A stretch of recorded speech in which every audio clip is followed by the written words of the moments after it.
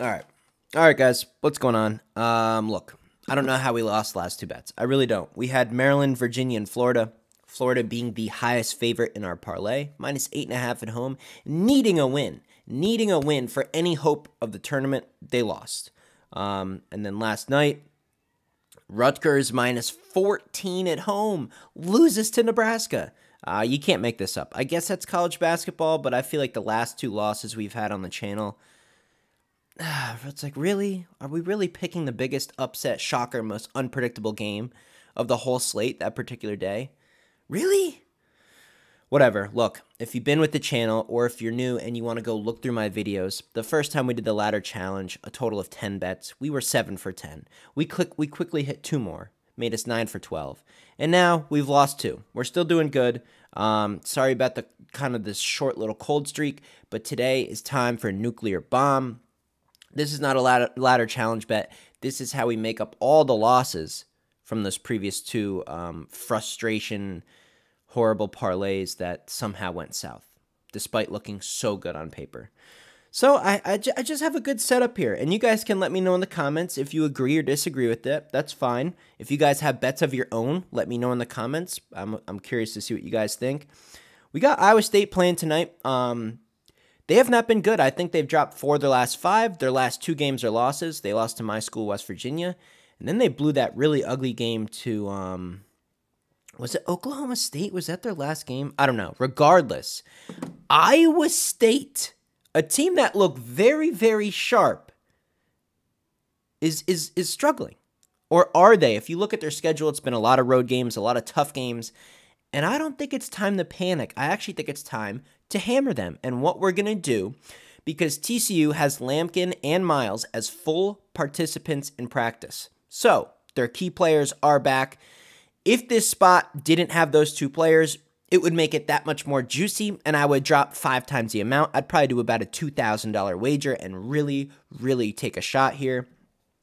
But Iowa State, despite what might happen in the second half, even with Mike Miles back and Lampkin back, there should be some rust, and that Iowa State team, that incredibly frustrated Iowa State team that's been kind of on a 5-game skid, I expect some super energy. They're at home. I expect some effort, at least out of the gates. If TCU battles back and hangs tough and steals a game at the end, so be it. We're not touching the full game. First half, I am hammering Iowa State. I think the spread is 1.5. So we need them by a bucket. We need them to be up at halftime, at home, needing a solid effort. Iowa State has to get their ass back in gear. And you got TCU, who, yes, has some players back. Those players haven't played in a while. They might be good in the second half after the rust comes off, and TCU might have a comeback and steal the game. But first half, Iowa State just to be up by a bucket. I'm hammering it, guys. And what I'm going to do, I'm going to bet $500 on this. $400 is just going to be that isolated bet. We have a new rule here on the channel. No more big parlays. It doesn't matter how good it looks. It doesn't matter how good the odds are or what the situation is. There is a new rule on my channel, at least for college basketball. Football's a different story. We cannot combine more than 2 games. Because college basketball is too unpredictable. You have to look at the slate. You have to grab your ball sack and just have the guts and spine and backbone to just send it on one spot. Because we've been doing so good with seeking out what teams are due for a good game. And then somehow, someway, just because we combine too many things, we get screwed by a giant, shocker, crazy, out-of-this-world upset. No more. 2 bets maximum combined, and we're going to try to just do straight bets. Pick a spread, hammer it. That's it.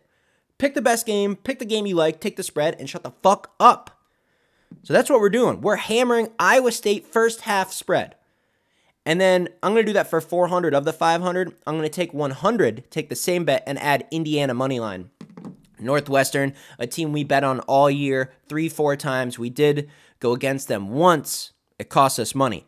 We're going to go against them again here. They beat Purdue, and now they have Indiana. Indiana beat Purdue. Indiana's playing well.